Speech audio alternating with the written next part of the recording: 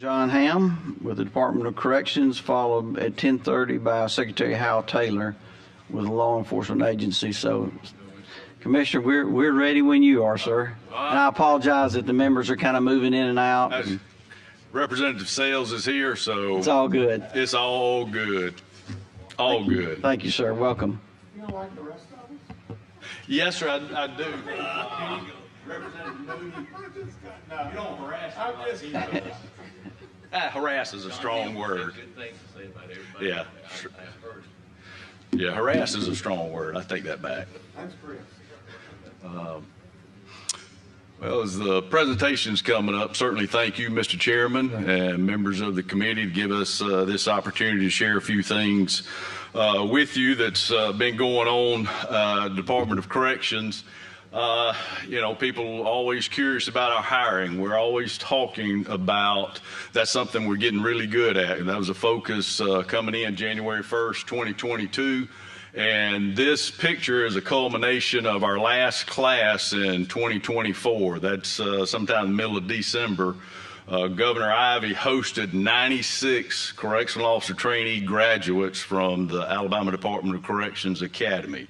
So we are hiring. We're being very successful. 2 weeks ago on Sunday, we had another class report, our first class of 2025, and in that class we had 149 report. I believe we have 145 today, and to our knowledge, that is the largest class in Department of Corrections history. Well, I applaud you.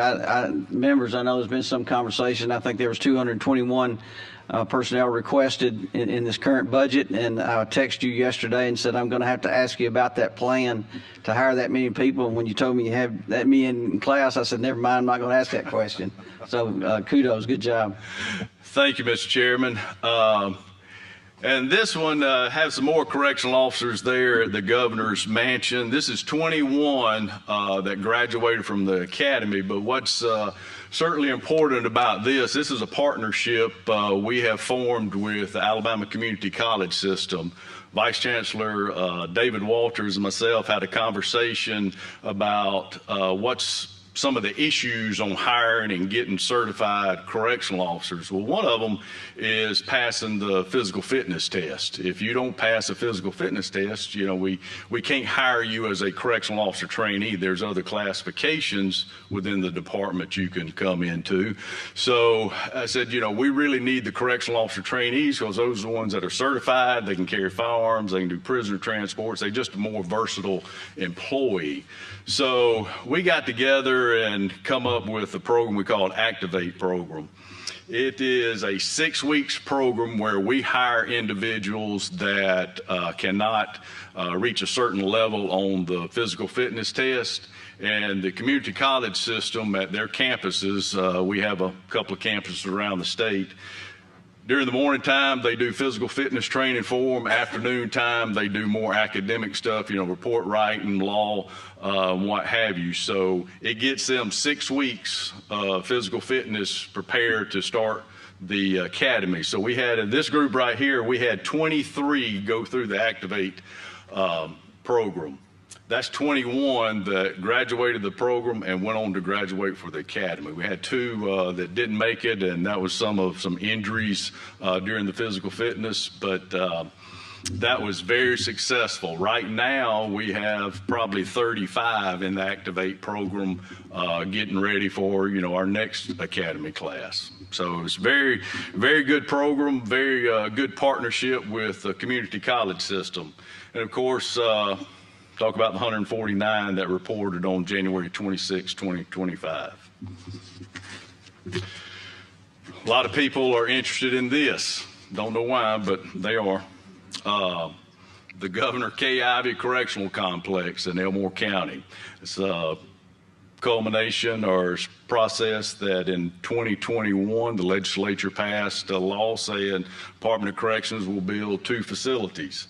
So just to share with you, it's 53% complete, average of 830 construction workers out there daily. That number has gone over 1,000 on several days, but it's averaging said 830. So a lot of workers out there, our Elmore County partners, they're tickled about that because they actually see some economic benefit as well, having all those workers come to their county. So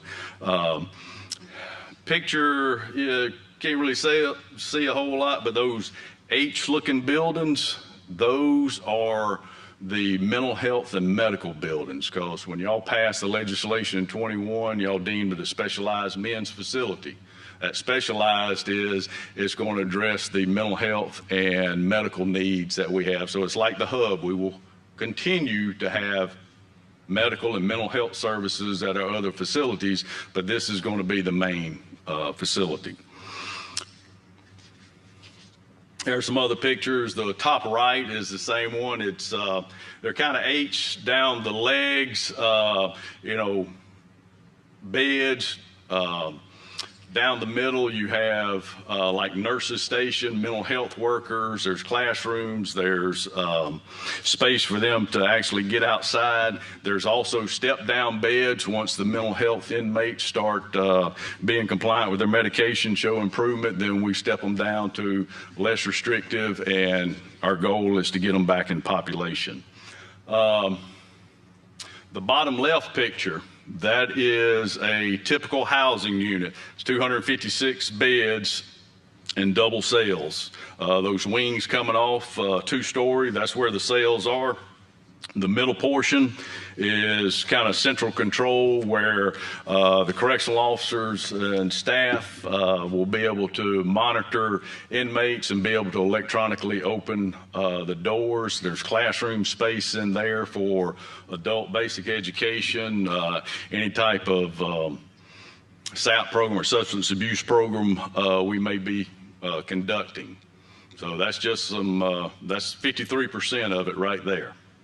It's, y'all probably heard of this before, it's 300 acres inside the perimeter fence, so it's a large site. And I appreciate you bringing the committee out last year and taking a look at it. It's changed a lot since then. Here's a little rundown, 1.4 million square feet. It talks about the 17 housing buildings and the number of beds for each of the security levels, the medical and mental health. Like I said, there's 720 beds, and they will all be used. Intake, 384. As y'all know, intake now for male inmates is at Kilby. So we will be closing that, and all intake for male inmates will be coming into the Governor K. Ivey Correctional Complex. 25 support buildings, because that complex, that many buildings, that many inmates, that many staff, we're going to have a lot of support, feeding, laundry, all the logistics that we'll have to do to maintain the facility. But it pretty large, 1.4 million square feet. Any questions about? Still, yes, sir, Mr. Mooney. What was the original schedule for the construction process? I know you don't run the construction process, but I wondered what the dates were originally. I don't remember from all the things we went through. I know Rich Wingo and I met a lot with Hoare Construction Project Management about it, and I'm just wondering where we are in relation to what was originally scheduled.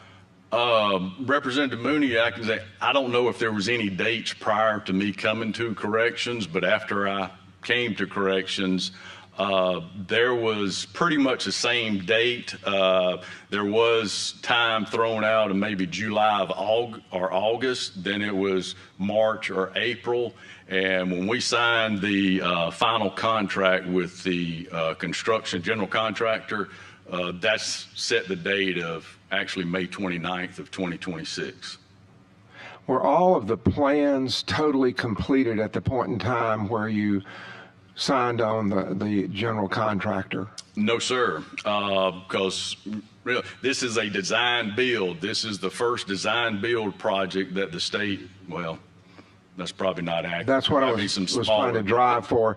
Have there been issues with that process where, for instance, a slab would go in that is in place and then it comes back and has to be recut to deal with plumbing that needs to be put in and that type thing? Because there have been some comments that there were I guess, plans that were being executed appropriately, but then they were changed and had to come back, and it's caused cost overruns. So I was wondering what the cost overruns are, because the amount of money that was appropriated was supposed to be for 2 prisons, and it's obviously going to be used just for 1 prison.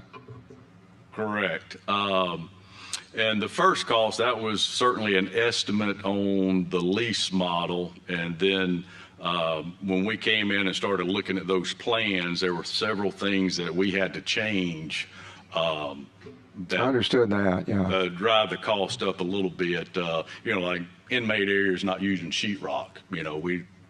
We couldn't keep enough sheetrock on hand to repair the walls. So, saying having to move plumbing and stuff, there was always issues and getting them corrected. But for cost overrun, once the contractor signed the final guaranteed maximum price, I mean that's the price. And that final guaranteed maximum price is? The construction is $1.08 billion. Okay. How does that relate to the amount of money we appropriated through the bond issue? We have more money than that.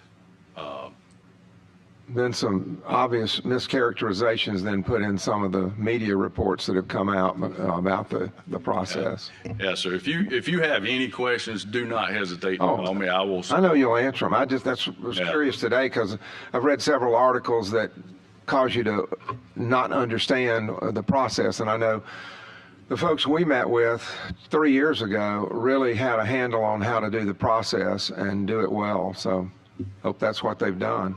And Kirk Dorian could correct me if I'm wrong, but we did not fully execute what's available through the bond market. And we've also have approximately $625 million going toward the second prison at this time. That's good to know.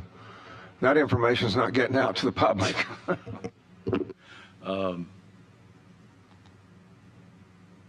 Custody population, that's something with the construction. Are these 4,000 additional beds? No, they're not. They're replacement beds. And talking about the bonds, that is certainly one of the things we told the bond community when we were trying to sell them, that these are not additional beds. They're replacement beds, because y'all put in the legislation or the law now that once these facilities are open, there will be facilities that are closed. So there is no net gain. But our population, as you can see the trend line, it kind of goes up, levels off, might go down a little bit, but it is definitely overall on an upward trend. Concerns me a little bit because my past experience in the county jails, we certainly like to keep all the state inmates out of county jails as good as we can. So, as population comes up, I hope that doesn't affect it, because we probably have maybe 100, 125 state inmates in the county jail ready to be picked up now. So our folks are doing a good job of keeping them out. And we work with the sheriffs on a case-by-case basis when they have something they need us to really help them out on. So kind of what we're here for, some of our general fund appropriations, our actual FY25 budgeted and what we've requested. The salary and benefits is certainly a big part. Like, oh, y'all got a lot of money in salary and benefits. Well, we have a little over 3,200 employees. So we have a lot of employees, and according to some of the federal court orders, we need more employees as far as the correctional officer ranks, and we're working on that, as y'all saw on the first slide. So that's a big portion of it. Inmate health care and other professional services. That's when you provide total care for 21,000 folks, that gets a little bit expensive. But as you can see, just running down through there, y'all can read that yourself. Community corrections, that's an important program that we help the local community corrections programs with. So we're certainly happy to assist them so local folks can divert inmates from coming to our facilities and they can deal with them on the local level. Transportation, we don't have a lot of vehicles, but we stay in the vehicles a lot because we're transporting inmates all over the state just about every day, and we also are going out of state on inmate transports. Where another state might have one of our inmates and we have to bring them back to serve time in Alabama or a federal facility, or somebody's arrested out of state and they're a parole violator or something, we have to go pick them up. So we're on the road a lot. Our vehicles get miles on them pretty good, so there's not a good feeling being stuck on the interstate or broke down on the interstate with a van load of inmates. And we actually had that happen when it snowed. Our transport officers were coming back from South Carolina and got real close to home and got stuck in the snow. So, we had to scramble, and going back with our relationship with the sheriff, we was able to contact the sheriff and get the inmates in the county jail until the snow thawed. So I appreciate your work on that for the transports, because I tell you, there was a time up here at this dais that we heard a lot of complaints about inmates sitting in county jails, but now it's quite the opposite. Everybody really thinks that the process is going very well right now, so appreciate that. We're trying, like I said, to have a little bit of an interest in that one. But to come to our increase, top one, court-ordered requirements. That's what the courts are telling us that we need to do. And this is one, inmate medical care, because several of the systemic lawsuits deal with medical care, mental health care. The other one, the Duke lawsuit, deals specifically with St. Clair and talking about security cameras in there. We have a lot of security cameras. Some of them are old and non-functional, and we need to replace those. And we have some blind spots that we're looking to replace camera or put cameras. New prison.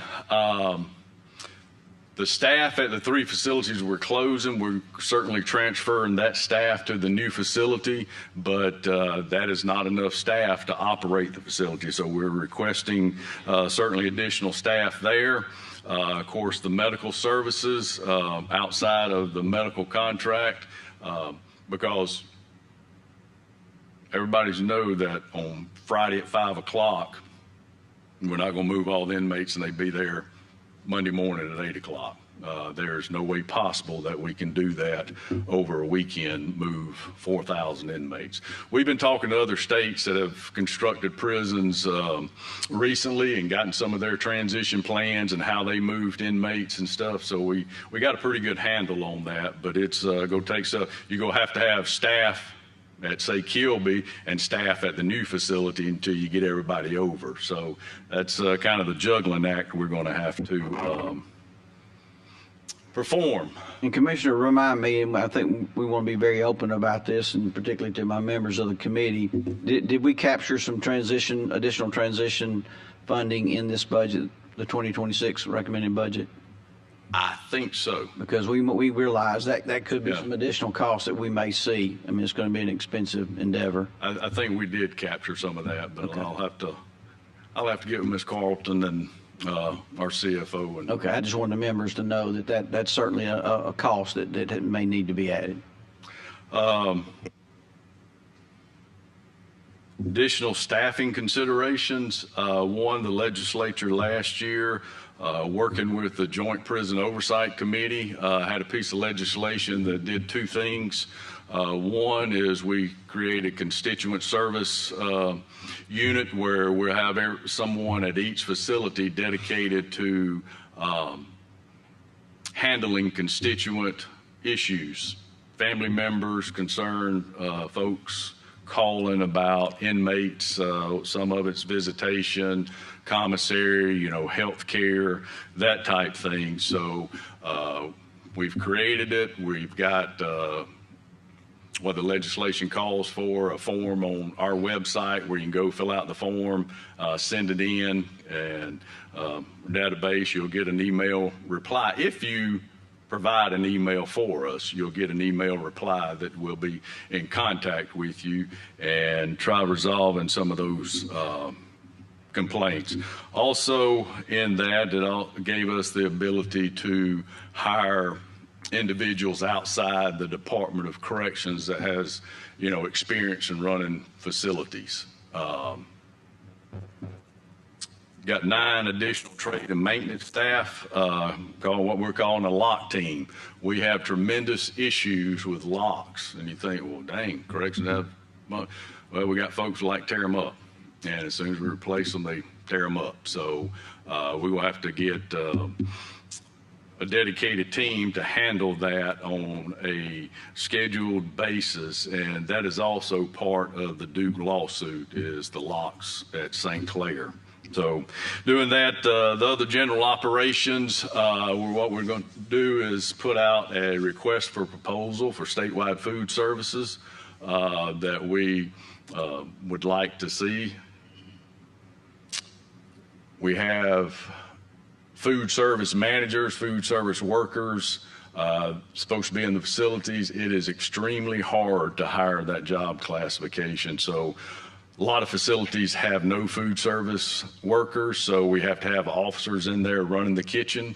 And then, of course, that kind of takes away from them doing security duties in the dorm. So I think we've talked to some other states that have done this, and my counterparts, they say it's one of the best things they've ever done, you know, to contract out that food service. So we're looking at that. Any questions? That kind of totals up our prioritized request for FY26.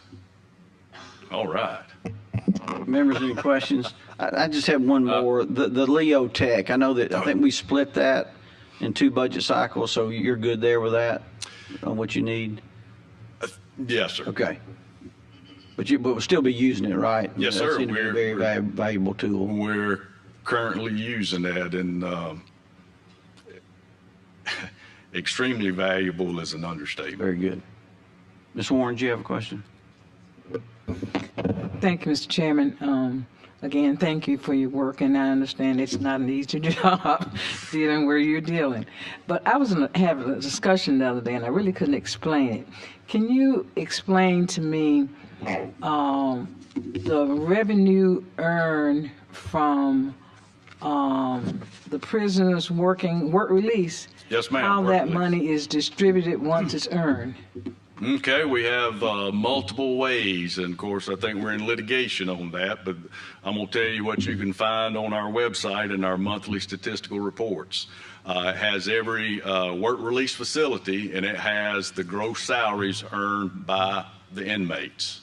And then it will have the deduction for the Department of Corrections, and then it will start breaking down deductions for court-ordered monies. Court costs, child support, fines, and fees, because we take a portion of it every month and send it to the appropriate court if we have an order. So you'll be able to see that money. There's also a line item in there that if the inmate wants to send money to the family, we send money to the family. There's also a line item in there that the inmate can keep a portion of that money on his account. Okay, let me just ask this question, simple. What percentage does DOC take from that money? 40%. Okay, thank you. Yes, sir. This is just a question about the Perry County facility. How is it being utilized at this point in time? Mr. Mooney, I think Mr. Ward can probably answer that at 3 o'clock. That's pardons and parole. I know that, but I mean, are any of the inmates we have in corrections actually going there for the process of getting ready for parole? That's something I was hoping you would know. No, sir. If they leave us and go to that facility, then they've been paroled to that facility. So they're actually pardons and parole. So none have gone so far. Yeah, they've had inmates there, but when they leave us, they're actually on parole. They're not DOC. That's what I'm wondering. How many of you had leave to go there? Because that was recidivism action that had been taken by the legislature. I've heard Director Ward say recently, I think he had 300 in the last 3 years go there. Is that anywhere in the range of what you thought it might be? I didn't know what that number would be. I mean, I understand. I just am curious. We're not obviously knowledgeable enough to know all the ins and outs of it, but wondered if it was making a difference in the process. Yeah, the ones that attend, they have certainly have reentry programs over there. They have Ingram State Technical College, just like we do, providing technical education for them. So Thank you, sir. They're providing services for them. Thank you. Any other y'all. questions? Thank you, Commissioner. Appreciate your time. Thank you, Appreciate Mr. you being Chairman. here. Appreciate it. Appreciate Mr. Fulford letting me come earlier. Absolutely. Left 3 more minutes for Secretary Howell. Taylor. Oh, that means I need to yield my time to him. It's not going to take that long. Thank Good you. morning, for being Mr. here, Chairman, Secretary. committee members. Let's get that slide up. There we go.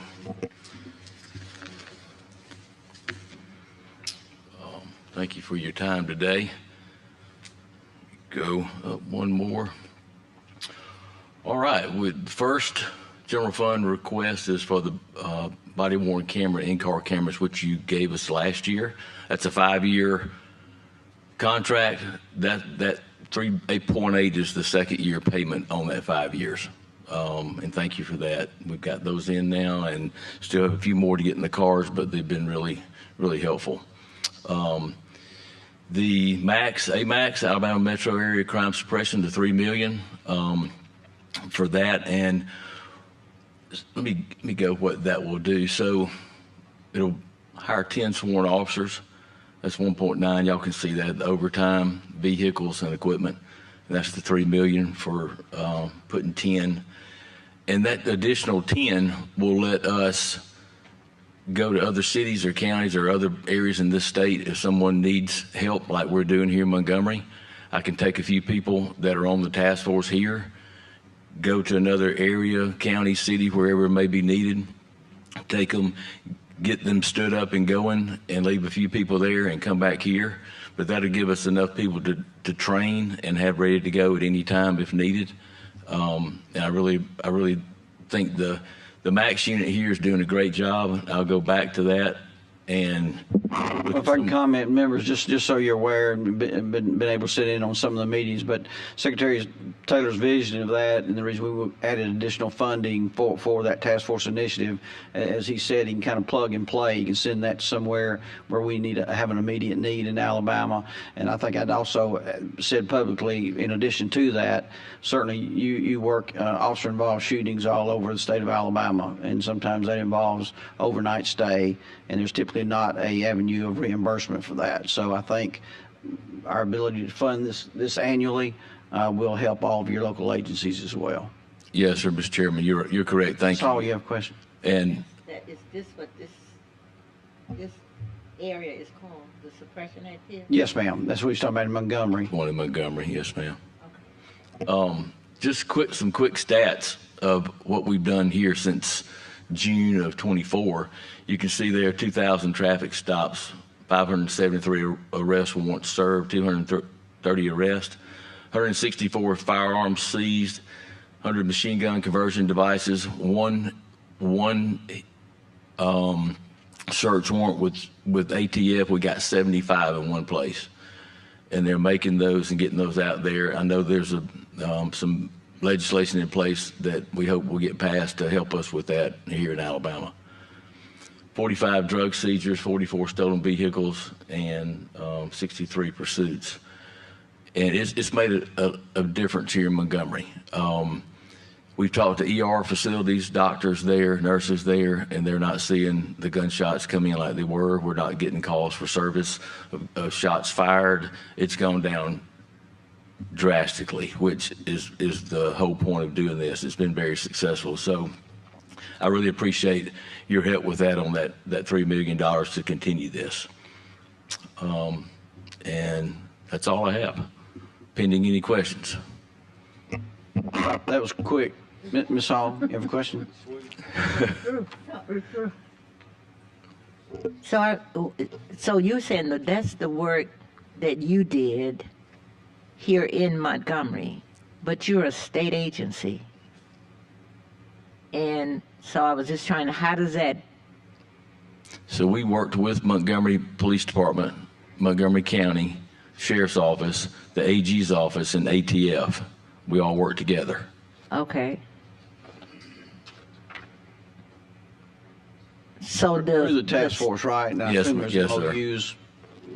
It's through that task force, I think, and then I'm assuming there's probably MOUs involved in that. Oh, correct. We all signed a working agreement to work together on this, and correct. Are there other areas that you're considering doing the same thing? I'm trying to connect all the dots. I guess that's So if someone will ask, and like I have been to Birmingham and spoke with Mayor Woodfin and the chief up there and told them, what we're doing here and how successful it is. And they have called and asked for help several times, so we went up there and helped them. Now, we have not created a task force up there with them, but we have assisted them from time to time.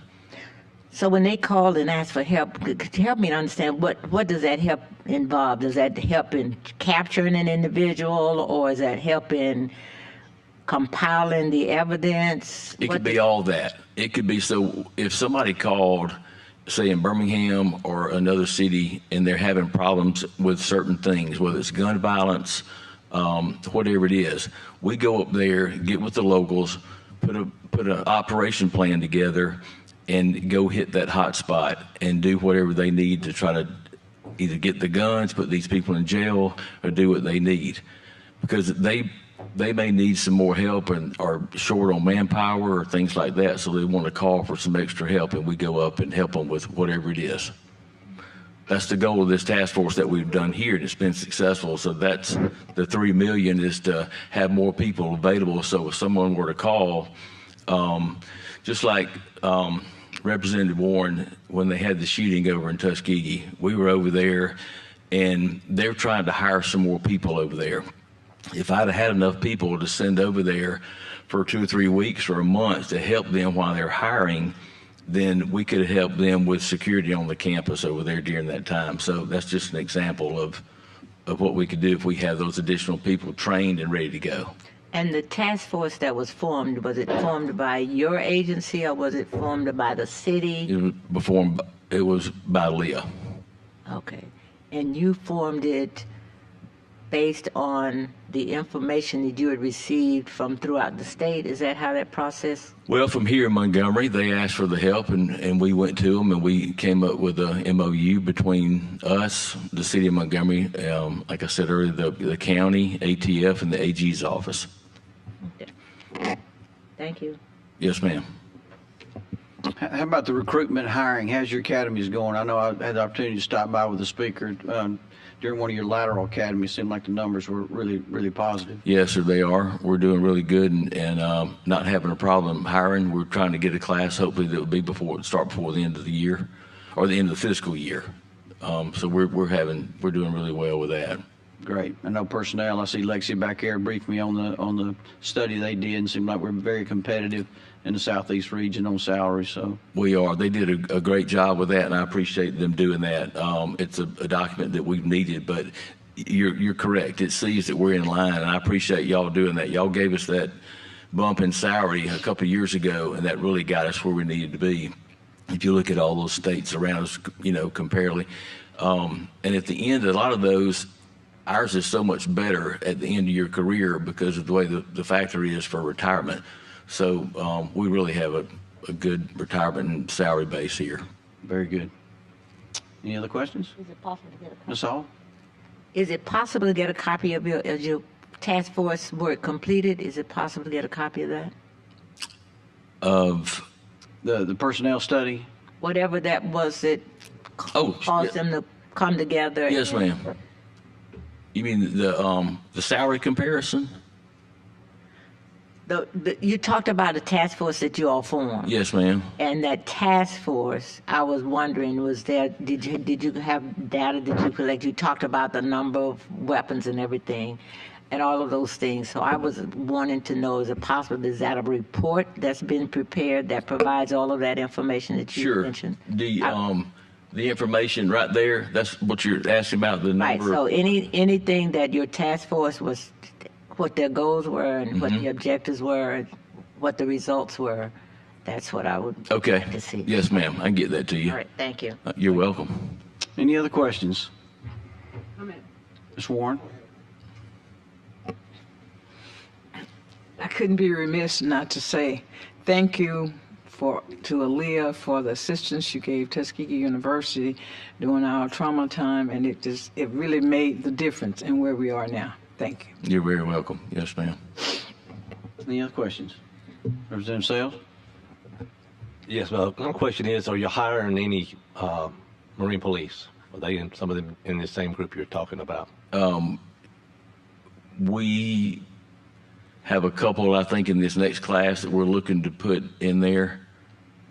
So, yes, sir, we will. Okay, good, thank you. Representative Mooney, do you have a question? Good to see you, Secretary. Yes, sir, you too. Always. Thank you. This is really not budget related, but it's just a question that I know you don't control the information that comes in, but you have, I guess, on your website something that kind of reports that information. I was curious, I know you're collecting crime stats and so forth from all the Alabama police and sheriff's departments, and then those stats are showing up on your website as well as they're relayed to the FBI and the DOJ for their sites and so forth. I'm just wondering, how much confidence do you have that we're getting accurate data from all of our cities and all of our counties in relation to this process? And, you know, I guess it's like saying, do you believe that all the police departments in Alabama are really reporting credible crime stats? I mean, that's honestly the crux of what the question is. Well, I hope they are, because we're just the repository, and then we send the Correct. information. I know you know it's what you just said to FBI, but I have no recourse or anything I understand. to do to them to go back and go. I know that we have, Aaliyah maybe has worked, 10 officer-involved shootings or homicide cases, and you reported 8. I could go do that, and they could still report 8. I understand. I can't do anything to them, so I can only hope that what they're sending me is correct. Yes, sir, and I realize that. I'm not questioning Right. Aaliyah in any Yeah. way. I'm hoping to bring a little bit of visibility to the fact that we do have, clearly, as you've just pointed out, maybe there are 8 that have been reported, but there were 10 that you worked. We do have a problem with statistics that need to be reported being reported, and I don't know how in the world we're able to manage to do the job that I know you want to do. I know you well from being from Shelby County and all the different things with our families and stuff, but it's just, it seems like you're in some ways hamstrung in relation to the data, because we have got cities and possibly, I don't know about the counties for sure, but I know with the cities it seems almost evident that you're not getting the reports that you need to be getting from a lot of the cities. And Right. it begs the question, are statistics not being reported so that it presents a different picture in the city or to the public in relation to things? And it's, especially in relation to victims and in relation to the whole process of what we have going on in our state and the needs for public safety, we need accurate reporting. And you have no method to force them to. You can question them. It still doesn't change it. But we've got to be able to get correct reporting. I Right. wonder, do you have any suggestion on a way to be able to publicize where we're not getting good reporting from cities and possibly counties? You're correct, and some are much better than others, and some have a different way of reporting homicides as into a different type of a case, and therefore it doesn't go in that category. We've talked about it before. If the federal government, when we turn in these stats to FBI, if they would either make sure or come have somebody make sure they're in compliance, or look at our documents that we have or look at their documents and either hold back some funding or grant funding if they're getting any until they're in compliance with what they say they're doing, that's a suggestion, but I don't know if they'll do that or not. But That's kind of where I was leading to, because I didn't want to just ask that question, but I'm certainly talking to my congressman and saying, hey, can you look at this process? Because there's obviously federal funding that's going into public safety, and is there a way to get real accurate reporting? Right. And some of that funding is based off the data, which you're alluding to, and I understand, is number of homicides, number of domestic violence, number of things. We'll get more money in this state for police, for enforcement.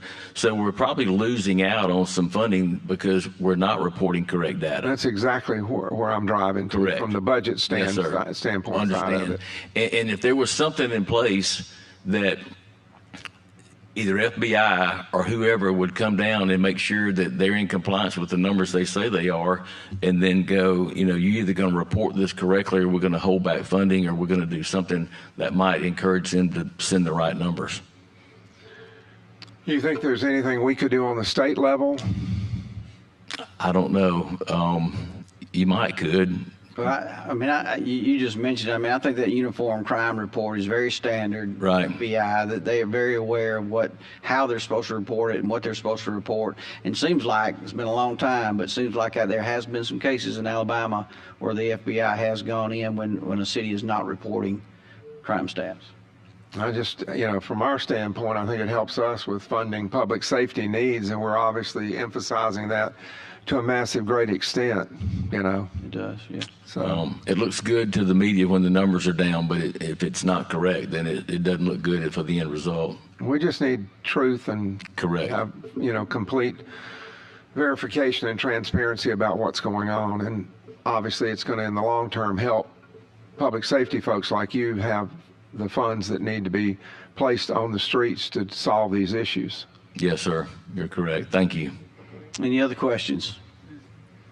Secretary Taylor, thank you. Appreciate Thank it. you so much Appreciate for the your updates on the task force. Keep up the good work. I appreciate that. Appreciate your help. Thank you. Members, we will dismiss and reconvene at 1:30. We'll start with DHR. 2 o'clock, we'll have the Department of Mental Health. 2:30, Medicaid, and 3 o'clock, pardons and parole. Thank y'all.